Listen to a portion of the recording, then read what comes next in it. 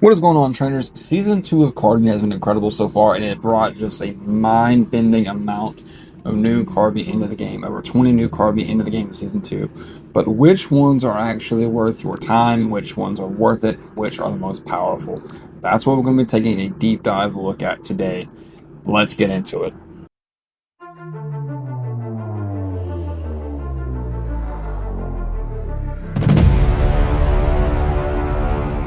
So as a quick disclaimer, get this out of the way really quick, we will not be covering any of the 3 new legendaries, mainly because we've only got our hands on 2 of them so far, and we are not going to be looking at any of the ancients from Season 2. I'm going to make a completely separate list that's going to cover the ancients as well as the legendaries. So we'll have legendaries and pseudo-legendaries in a video of their own and put them together and rank all of them. This is going to be just the other Kardmi from Season 2, the primary Kardmi, the base Kardmi, if you will. There's about 13 of them, and we'll take a look at which of them is the most powerful. We're only going to be looking at fully evolved forms, as, of course, base forms are pretty much useless in the end game of Kardmi. So with that out of the way, let's go ahead and take a look at number 13, and it is going to be Trunkilin. And Trunkilin, I was really excited about when I got a sneak peek of a bit. I really liked, because I was kind of disappointed in Lotus Lift. Lotus Lift was my MVP from last season. I really liked the grass snake aesthetic. Trunkilin, I was really excited about. I was like, okay, I can get behind this. Another grass type psychic. Let's see what it brings to the table. However, with its passive ability, Grass Retaliation, boost grass skill power by 30% when HP is lower than 30%. It really couldn't have had a worse passive, in my opinion, as grass type Kardmi are really effective at staying alive and sustaining themselves. Um, I just don't think that's a good ability to have on Trunkilin. It's not something that's going to serve it in the long term, and it's just not a good passive in general. And that's something that we're going to find with these other 2 starter Kardmi. They all have similar passives, and I think they're all bad. It just happens to be that on Trunkilin, it was the worst. With that said, its skill recommendations are Explosive Seed, Soul Collision, Boulder Collision, and a Thorn Shield. So, I mean, if you built your Trunkilin this way, you're not really trying to keep it alive as long as, because I don't really like to use my grass types have either Solar Nourish or Essence Extraction, but still, Trunkilin's probably, of the 13, the worst Kardmi to come out in Season 2.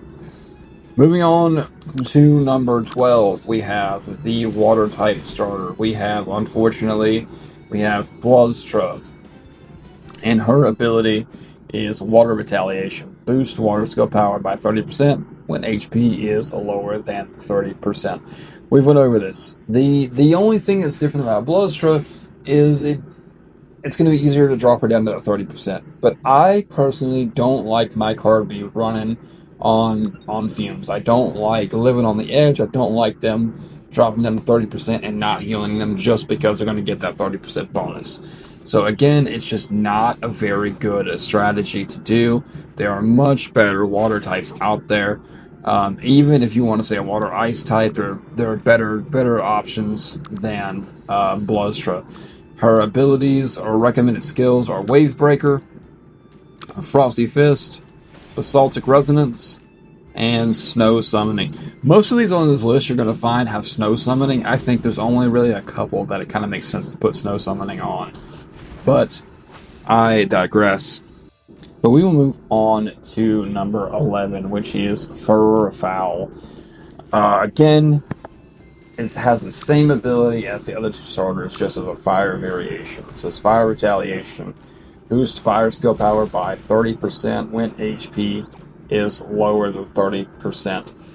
Probably the best you're going to get for that specific style of ability on Fhirlfowl, because just fire types are made to be damage dealers, and if it gets down to low health, so be it. It doesn't really have any sustainability in it to begin with. It's always just been sitting there as kind of a damage dealer. So, I mean, this skill makes sense on Fhirlfowl. It just doesn't make sense on Bluztra, and it definitely doesn't make sense to put on Trunkilin. It says the recommended skills, excuse me, for Fhirlfowl are Flame Eruption, Extreme Tornado, Rainbow Ray, and Bee Water. Again, I think this makes a ton of sense. It's just not a good skill in general. It's not a good passive in general, excuse me. So that's why we will move on to number 10. And this one is Fernosely. I'm not really sure how I feel about Fernosely. It's very hit or miss. And you will see that is because its passive is called Unstable. At the end of each turn, randomly reduce one of your own stats by 30%. And then increase one random stat by 60%. So there's a chance, theoretically, that you can get into a battle, reduce your, health by 30%, and then turn around and boost it by 60%. So you don't have a net loss. But the odds of that happening, I feel like, probably not great. And I don't like to put my battles up to chance. I like for me to win or lose based on how I performed in the battle, not luck or chance.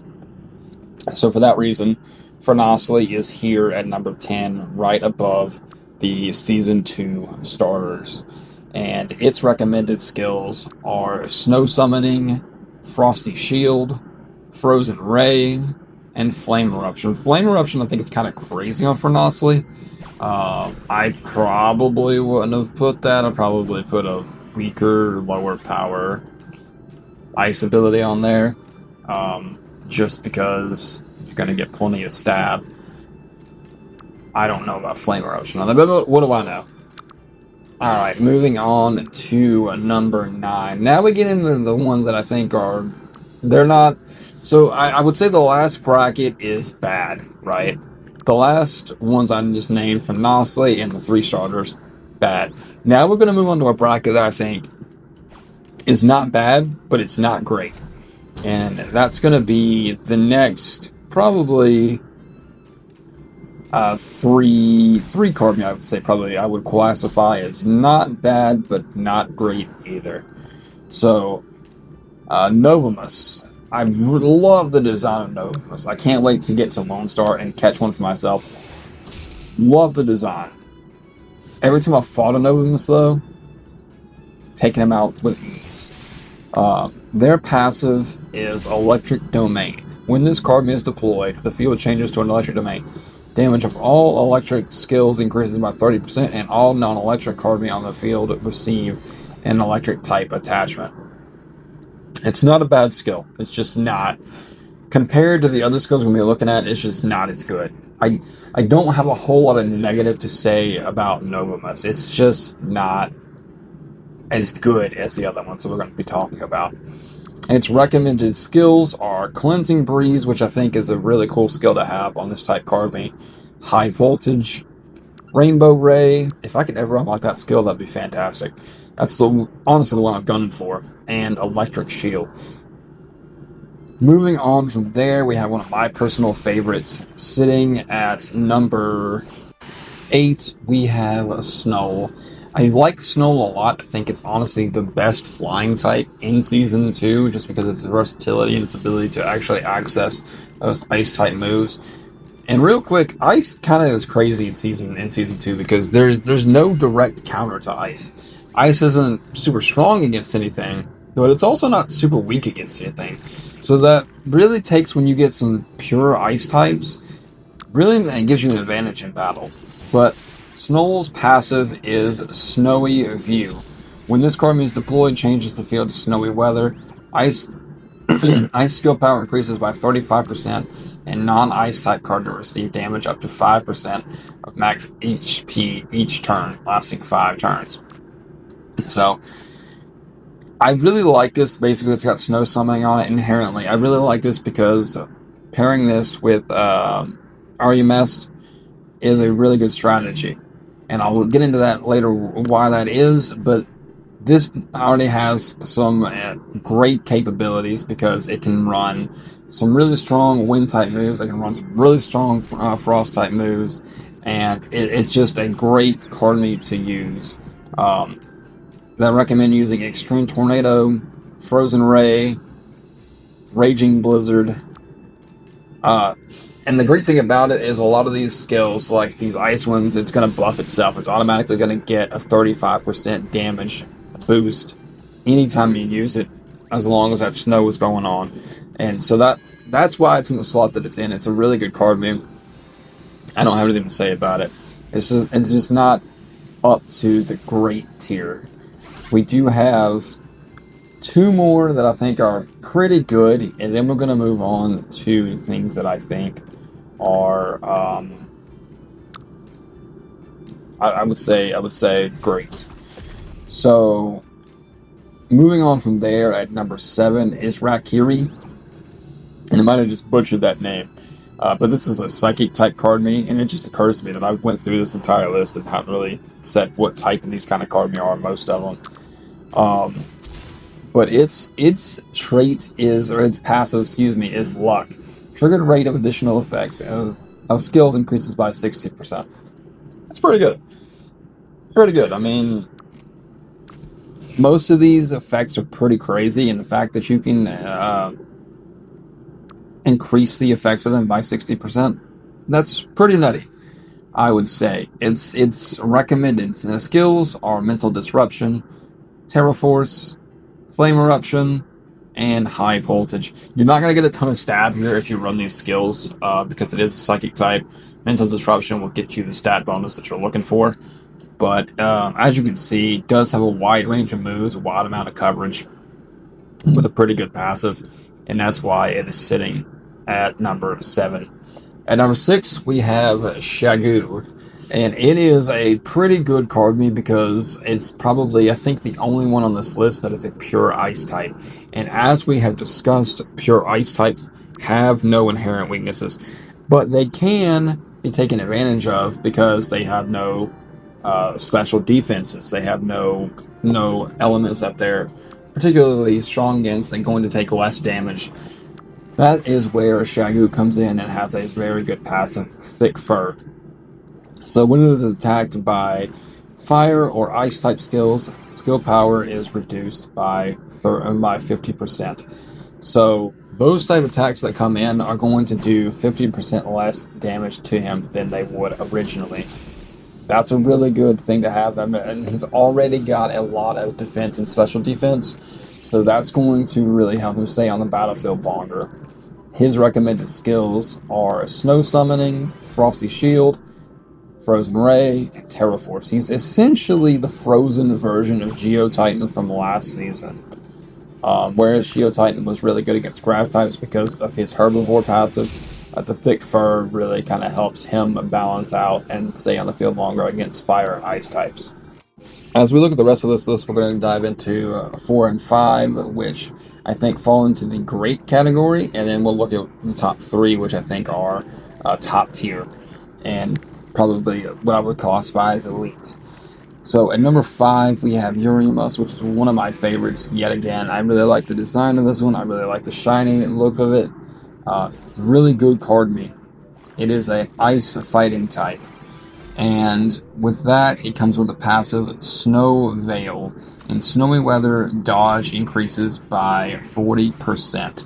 Technically it says DOD, but if you were ever wondering what that is, an increase, basically it's the chances that it has to evade an attack. So it makes it more evasive, and it makes it a lot harder to hit. Really good skill if you want to pair it with Snowl.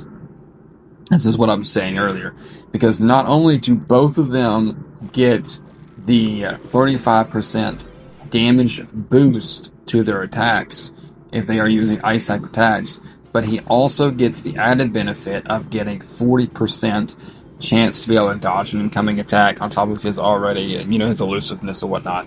So that's a really good synergy and a really good team to run together. Its skills that you should be running with Erymuste, or they suggest, is Snow Summoning, which I definitely have. This is probably the only one on the list that I definitely recommend Snow Summoning be on. Unless you were pairing it with Snowl. So it's Snow Summoning, Frosty Fist, Frosty Shield, and Bullseye. Definitely run Bullseye for sure, because it's probably the best fighting type move in the game. Moving on to number 4, and this is, and I'm probably about to butcher this name, Kannokto, don't really like the looks of this Kardmi. It's just not for me. If you guys do, that's great. But that does not take away from how good this Kardmi is. It is nearly in our top 3. Its passive is Intimidation. When this Kardmi is deployed, enemy deployed Kardmi attack is reduced by 50%. So right off the bat, you Thanos the enemy team's attack stat. That's fantastic. Really, really can turn the tide in a tough battle. Especially if you're diving into like an arena or something, and you're like, hey, I'm slightly under level for this. Let me just use my Kannokto in a clutch moment and reduce their attack. Really, really good Kardmi, and I definitely recommend having one on your team. Alrighty. Its abilities that it recommends are Frozen Ray, Mental Disruption, Rainbow Ray, and Snow Summoning. And if I didn't mention it, I'm going to try to remember to mention it from this point forward. This is a Ice type / Psychic type. Moving on to number 3, and I keep saying this, but I really like all of the designs for this Kardmi. This is our elite tier, our top 3, our elite tier, and visually speaking, my favorite Kardmi in Season 2. This is Vinterrex. Absolutely love the design of this Kardmi. I mean, probably my entire favorite Kardmi in the entire game. It has a fantastic passive skill called Brute Claw. When a contact skill is used, its power increases by 50%. So this was recently buffed. It used to be 30%. It's now 50%. Really good Kardmi to use, especially if you're going to use physical type skills. That's why it's important to only use physical type skills on this Kardmi. It suggests Frosty Fist, Soul Slashing Claw, Assault Thrust, and Ion Fist. These are all going to help you get the most amount of damage out of your Kardmi because most of them ignore defense and ignore shields. The last 2 were a toss-up for me. It was really hard for me to decide 1 and 2. And honestly, they're nearly like 1A or 1B. But if I had to pick a number 2, this one goes to Arieton. This Kardmi has, no pun intended, got me out of a ton of jams in Season 2. It's a very, very, very good Kardmi. I definitely recommend go out, catch an alpha of this Kardmi immediately, put it on your team, and you will see a ton of success. It is a Lightning Ice type Kardmi, so you do need to worry about ground type attacks. But it has a ton of speed. And its passive is called Compete. When this Kardmi is deployed, if the opponent has a Kardmi of the same type on the field, its attack increases by 70%. This was also recently buffed. This was just 50% at launch. It's now 70% that it gets as an attack boost. Take advantage of that because this thing is an absolute nuke. And with its speed, you can very easily use hit and run tactics on it. Call your Arieton out, bam. Ion Fist, bam. Glacial Burst, and just take things out. And then retreat. Really, really good Kardmi. I would definitely say it's got a ton of nuke capability. The thing is, reason I had to put it in number 2 is because you're not always going to be fighting an ice or a lightning type Kardmi. So therefore, you would not always get this boost. That is the unfortunate reality of Arieton, and that is why it sits at number 2. So let's look at number 1, the undisputed champion of number 1. Of Season 2, excuse me. And I think it gets this title because its passive is always effective, and there are no ifs, ands, or buts. And this is going to be Lobonoche. And its passive ability is Frigid Night. This is an ice type / water type Kardmi. Its passive does this. When an enemy Kardmi uses a skill, energy consumption is doubled. You heard that right. This doubles how much it costs for your opponent to use any given skill. This thing is a nightmare when it comes to PvP. And not just in PvP, but also in PvE. Especially as the battles draw longer and longer as you progress throughout the game. This thing is really going to put a hurting on whoever you're fighting because they're going to have to be extremely strategic about what moves that they use, especially people and NPCs who like to use moves that were going to boost their stats or debuff your Kardmi. Because all of a sudden, those skills are going to be costing double, and it's going to seem like a wasted turn to them. So every move has to count when you're facing a Lobo. Additionally, its recommended skills are Conspiracy, Frozen Ray, Dark Force, and Cursed Song. I used to think that Conspiracy, because I hadn't unlocked the skill at that point, I noticed one day when I was fighting a Lobonoche that it took a ton of stamina for me to be able to attack. I was like, is that because of that conspiracy move? No, turns out it's the Kardmi itself. Like I said, this is what makes it the best Kardmi to me in Season 2, outside of the Legendaries and Ancients.